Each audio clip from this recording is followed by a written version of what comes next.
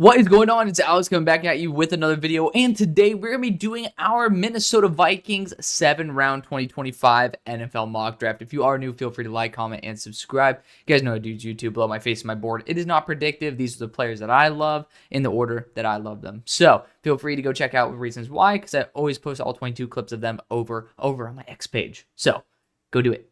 Enjoy it. Let's get into this. Let's have a great time. And yeah, no need for a whole long thing of shenanigans. We have 4 picks, so we'll be referencing our lads, of course. And so let's see how the first pick falls.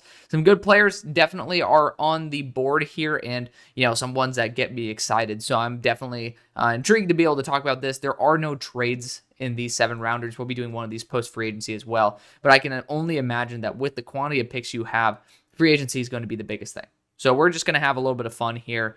Just talk for, 5, 10, 15 minutes at most. So looking at the offense, I heard you guys want to bring back Sam Darnold. We'll see how that deal ends up working out. JJ McCarthy still has yet to take a legitimate starting snap. Of course, was injured all last year. So we'll see what happens there. Running back wise, definitely a focus. I do think Aaron Jones should return.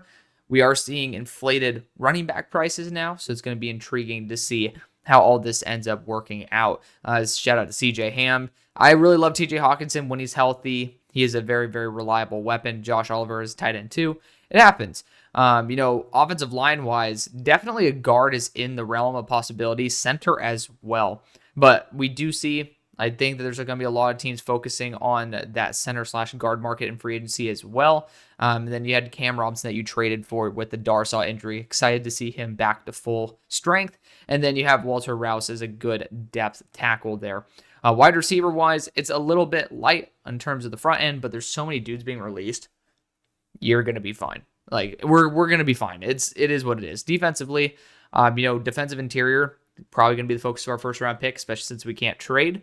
But looking at that, and then also linebacker wise, you're doing pretty damn good job. Ivan Pace was one of my dudes. Love him to death. Shout out to Brian Asamoah, one of my dudes as well. Of course, he has not panned out the way I wanted him to. Edge rusher wise, you guys are doing great. I mean, Dallas Turner is not even your number 2. Is a ridiculous spot to be in. This is the area where we need to focus on the most. We got this corner area. You got Byron Murphy, Shaq Griffin, Cam Bynum, that's not corner, but defensive back room. Cam Bynum, Stephon Gilmore, all of them up for contracts. It's not good. Fabian Moreau got obviously toss him into that group as well, but 5 key defensive backs up for contract. Theo Jackson just got a 2-year deal. So I do think that you're in an interesting spot. Metellus listed at nickelback is intriguing too. But regardless, I think you need to bring back one of them. That's going to be my prediction, is that you bring back Byron Murphy. But that doesn't stop you from needing a boundary corner. So the areas of most need for me is this boundary corner zone.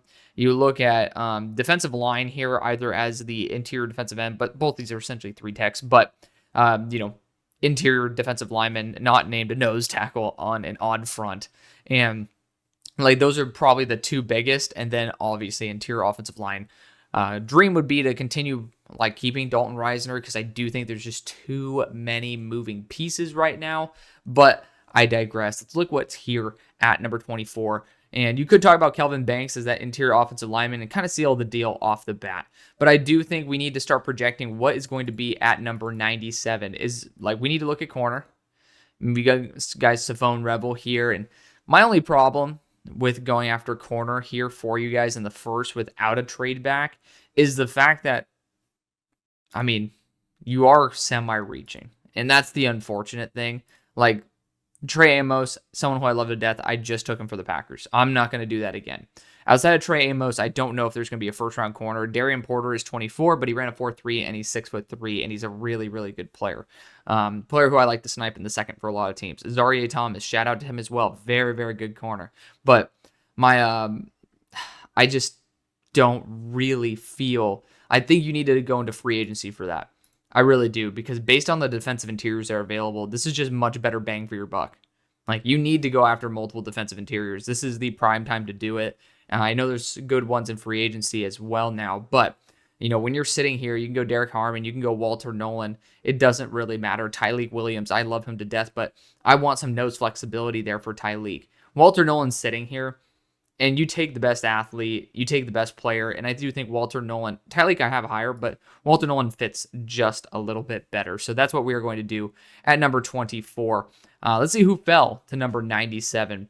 And not really too many crazy players here. Jared Wilson is available, but I have already taken him, if I'm not mistaken, I've taken him multiple times. I'm looking at CJ West here, trying to double up on the defensive interior.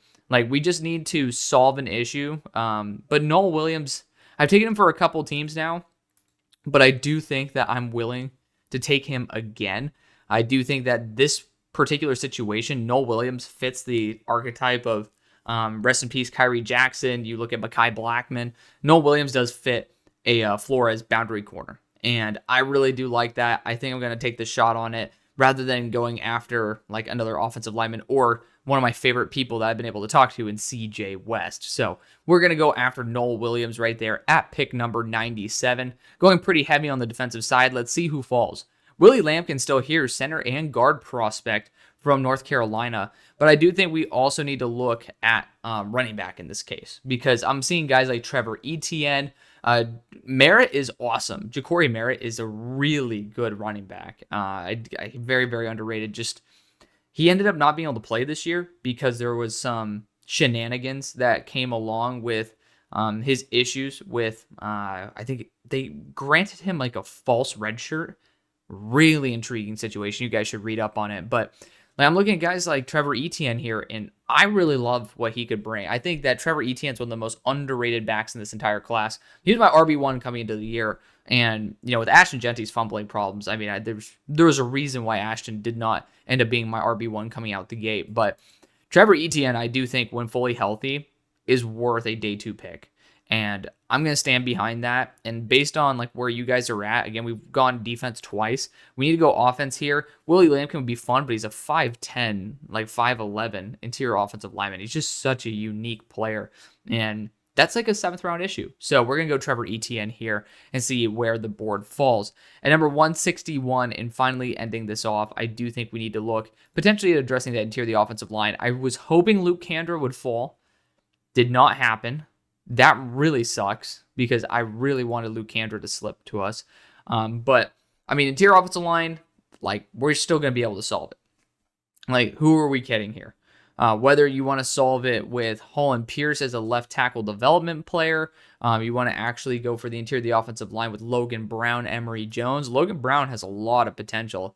Good arm length, good mobility. John Williams is super fun as well. He looked good at the Shrine Bowl. So, overall, really big fan of what you could get here. Feel free to choose whichever one that you would prefer. Emory Jones, I've taken him too many times. I'm actually going to go Logan Brown for that guard tackle flexibility to end off the mock draft. But again, feel free to let me know what you guys would do instead. Again, quick little recap. Long recap here. Walter Nolan addressing the defensive interior. Our corner position addressed with Noel Williams. Even running back Trevor Etienne, and interior offensive line with Logan Brown, who's a very flexible piece, both on the right side as well as left, in my opinion. So that's going to be the video. Thank you so much for watching. Showing the love you always do. Love you. See you on the far side. Peace.